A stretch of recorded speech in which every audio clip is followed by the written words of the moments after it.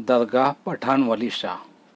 हीरापुर से चाय पी के जब मैं निकला था तो 14 किलोमीटर का सफ़र 17 मिनट में तय करके मैं यहाँ पहुँचा था 11:43 पे। 5 मिनट का स्टॉप लेकर फिर मैं यहाँ से निकल रहा हूँ। और ये एरिया पड़ता है ज़िला सागर में। ज़िला सागर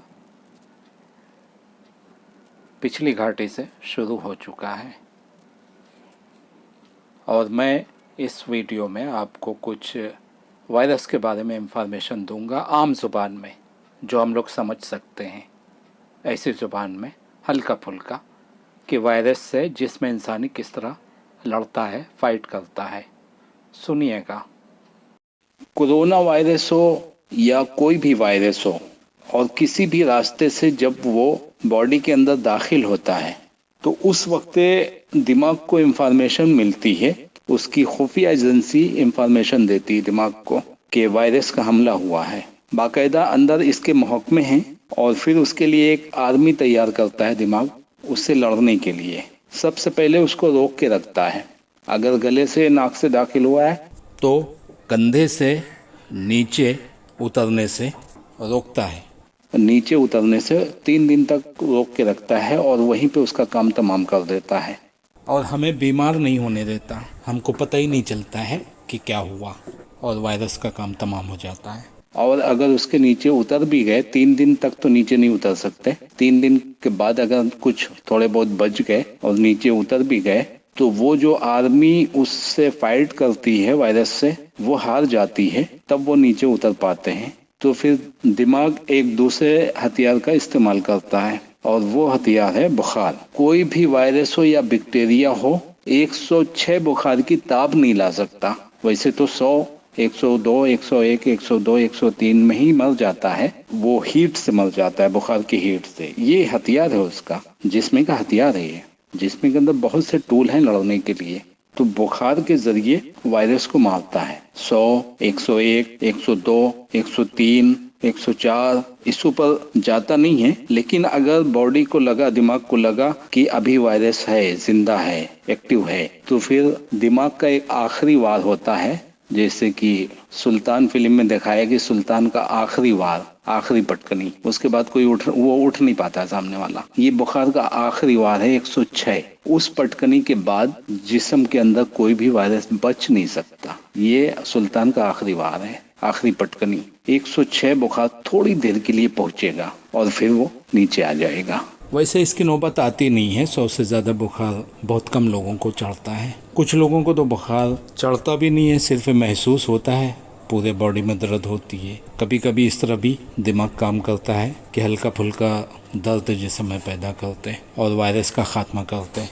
और ये प्रोसेस चलता है 72 घंटा। ऐसी प्रोसेस में जिस्म के अंदर जो ये फाइट चल रही है, उसके लिए दिमाग पूरे बॉडी में, पूरे जिस्म में दर्द पैदा कर देता है, ताकि मरीज चुपचाप पड़ा रहे और हमें दूसरे काम में मशगूल न करे। जैसे खाना खा लिया तो अब हाजमे में बहुत सी कुव्वत सर्फ हो जाएगी दिमाग की। मेन मरकज दिमाग है, वो तो सिर्फ हुक्म देता है हर चीज को। आदमी चल फिर रहा है तो उसमें की मसरूफियात सर्फ हो जाएंगी, तो अच्छी तरह लड़ नहीं पाएगा वो। इसके लिए दिमाग पूरे जिस्म में दर्द पैदा करता है ताकि मरीज चुपचाप पड़ा रहे और हमारा काम होता रहे आसानी से। ऐसे में जिस्म को जरूरत पड़ती है कि वो खाना ना खाए, क्योंकि खाना खाएगा तो जो अंदर फाइट चल रही है उसमें कमी आ जाएगी फाइट में, क्योंकि मसरूफियत बढ़ जाएगी। तो खाना बंद करना पड़ेगा पहले दिन, दूसरे दिन। और विटामिन सी इस फाइट में जो हमारे सेल से लड़ रहे हैं वायरस से, उसमें विटामिन सी की जरूरत पड़ती है, क्योंकि बहुत से हमारे सेल से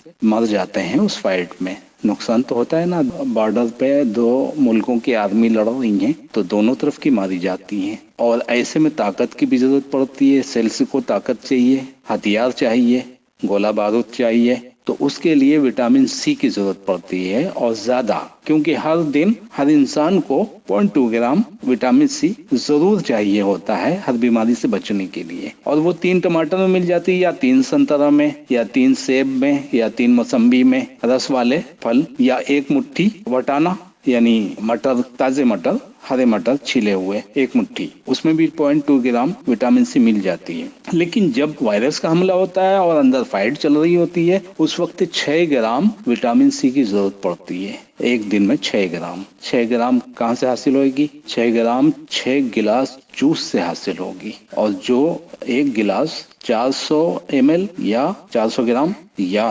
380 ग्राम का होना चाहिए। ऐसे 6 गिलास पहले दिन, 4 गिलास दूसरे दिन, और साथ में खीरा यानी ककड़ी और टमाटर दोनों मिला के 300 ग्राम 2 टाइम। पहले दिन कुछ नहीं खाना है, सिर्फ जूस। दूसरे दिन 4 गिलास जूस और खीरा और टमाटर। तीसरे दिन 2 गिलास जूस और लंच में खीरा ककड़ी 300 ग्राम, और रात को खाना। तो रात आने तक वायरस मर जाएगा, बुखार उतर जाएगा, तबीयत फ्रेश हो जाएगी। कुछ घमासान की जो लड़ाई हुई थी, अंदर जो नुकसान हुआ था, हमारे सेल से मारे गए थे जिन्हें हम आदमी कह रहे हैं, उसकी वजह से कुछ कमजोरी रहेंगी जो हफ्ता भर की खिलाई में सही हो जाएंगी, बशर्ते कि कोई केमिकल या रिफाइन की हुई चीज न खाई जाए। यानी बाहर से जो चीज पैक होके आ जाए वो नहीं खाना है। फैक्ट्री से पैक वाला आइटम बिल्कुल नहीं खाना है, बल्कि हमेशा नहीं खाना है, उससे परहेज करना चाहिए। इस घमासान की लड़ाई में जितने भी सेल्स मरे हैं, जितना भी नुकसान हुआ है, जिसमें की जमीन बहुत ही जरखेज है, वो दोबारा ऐसे आदमी तैयार कर लेती है।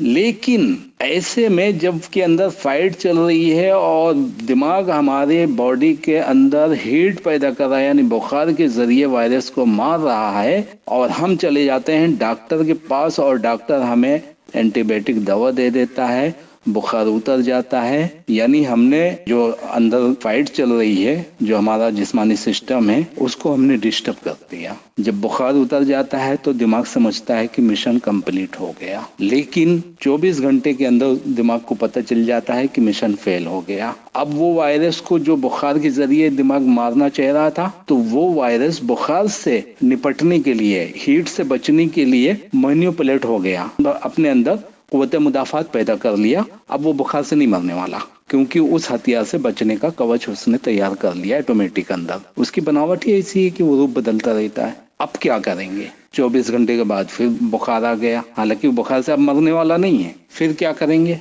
ऐसे में होती है मौत। हालांकि दूसरा टूल इस्तेमाल करता है बॉडी, दस्ते पैदा कर देगा, दस्ते से निकालने की कोशिश करेगा, डॉक्टर दस्ते बंद कर देगा। जुकाम के जरिए निकालने की कोशिश करेगा, डॉक्टर जुकाम बंद कर देगा। तो आदमी तो मरना ही है ना, हर हाल में मरेगा। इतनी जो मौतें हुई हैं वो डॉक्टर के पास जाने से हुई हैं। मुझे कोई एक इंसान बता दे जो कि घर पे मर गया हो बिना दवा लिए। अगर ये विटामिन सी 6 ग्राम ना भी दी जाए तब भी इंसान मर नहीं सकता। थोड़ा सा टाइम लग जाएगा, 72 घंटे की जगह 5 दिन लग जाएंगे, लेकिन मरेगा नहीं वो। इन्होंने उसको वबा बता दिया है, वबा थोड़ी है ये, बिल्कुल वबा नहीं है ये।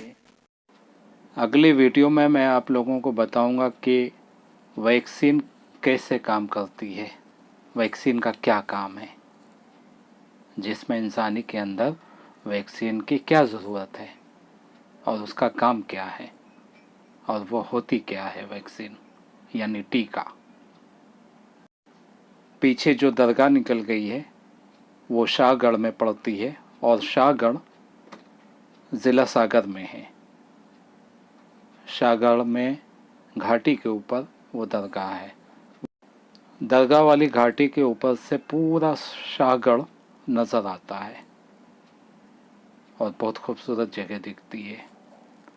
आगे बंडा आने वाला है जो कि टाउन है यानी कस्बा है और बहुत बड़ा कस्बा है, शुरू हो चुका है। यही है बंडा, बहुत बड़ा कस्बा है और ये भी ज़िला सागर में है। और सागर बस थोड़ा सा बचा है, आने वाला है, लेकिन सागर सिटी आपको अगली वीडियो में दिखाऊंगा। अगर मैं बंडा इंग्लिश में लिखूंगा तो वो पढ़ने में आएगा बांदा, तो बड़ी कन्फ्यूजिंग होती है इंग्लिश में। मैं खुद परेशान हो गया था फर्स्ट टाइम कि बांदा तो महोबा के आगे है, ये कहाँ से आ गया। तो मैंने हिंदी में पढ़ा, तब समझ में आया कि ये बांदा नहीं बंडा है। बोर्ड लगा है आपकी यात्रा मंगलमय हो। नगर पंचायत बंडा, ज़िला सागर।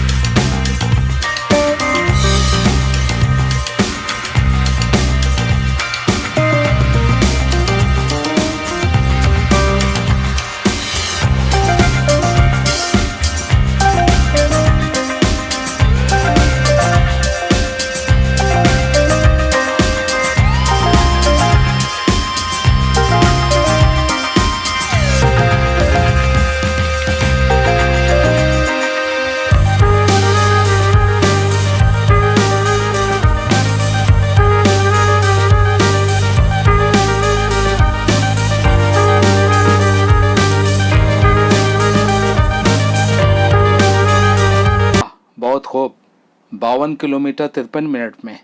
क्या स्पीड है।